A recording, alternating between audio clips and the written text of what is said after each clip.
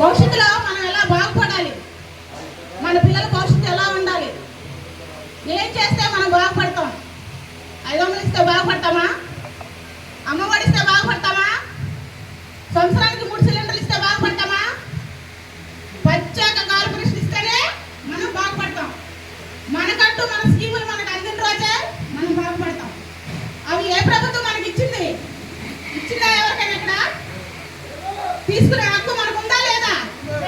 అది ఎలా వస్తుంది మనకు? మనం రోడ్ ఎక్కి గల విప్పినప్పుడే మనకు వస్తుంది. నింపాలంటే భయం. ఏం జరుగుద్దో? ఈరోజు ఈ ప్రభుత్వం వస్తుంది, ఓటేస్తాం, గెలుస్తారో గెలవరో, తర్వాత ఎవరు గెలుస్తారో. గెలిచిన రోజు మన పరిస్థితి ఏంటి? ఇప్పుడు ఈరోజు టీడీపీ ఉంది, మనల్ని అభివృద్ధి చేస్తారని చెప్తుంది. గెలవకపోతే మళ్ళీ జగన్ గారే వస్తే మీరు ఆ రోజు వాళ్ళకి సపోర్ట్ చేశారు, మీకు పథకాలు ఏమాత్రం నేను అందించను అంటారేమో అన్న ఒక్క భయం బాగా మనలో ఉంది. ఏ ప్రభుత్వం వచ్చినా, టీడీపీ వచ్చినా, జనసేన వచ్చినా, ఏ ప్రభుత్వం మనకు వచ్చినా నిలదీసే హక్కు మనకు ఉంది. ఉందా లేదా?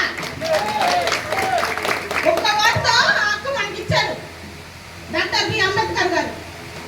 అది మనం మర్చిపోయి 500కో 1000 రూపాయలకో అమ్మఒడికో 18,000కో ఇలా కాదు. వాటి గురించి కాదు మనం బాధపడాలి. భవిష్యత్తులో మన పిల్లల భవిష్యత్తు గురించి మనం బాధపడాలి. ప్రత్యేక కార్పొరేషన్ ఇస్తే ఈరోజు మనం చదువుకున్న చదువులు విలువ ఉంటుంది. మనం ఎలాగో చదువుకోలేదు, మన పిల్లల భవిష్యత్తు బాగుండాలంటే మన పిల్లలు మనం చదివించాలి. ఆడు పనికి వెళ్ళి 500 తెస్తాడు, ఈరోజు పూట గడిచిపోతుంది. ఇంకో రోజు 1000 రూపాయలు తెస్తాడు, 15,000 రూపాయలు ఫోన్ కావాలంటాడు. మనం రెక్కల ముక్కలు చేసుకున్నాడు కొనిచ్చేస్తాం. ఇది కాదు మనం వాడికి నేర్పాల్సింది. చదివితే సమాజంలో గౌరవం ఉంటుంది, చదువు వల్ల విలువ ఉంటుంది, చదువుతో జ్ఞానం ఉంటుంది, మోసాలు ఎక్కడ జరుగుతుందో తెలుసుకోగలిగే శక్తి ఉంటుంది. మనం ఎలా మోసపోతున్నాం? ప్రభుత్వాన్ని నమ్మి మనం మోసపోతున్నాం.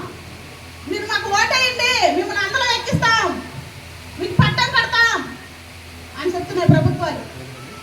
ఇలా చెప్తూ పోతుంటే మనం ఓట్లు వేసుకుంటూ పోతున్నాం, నమ్మి మోసం పోతున్నాం.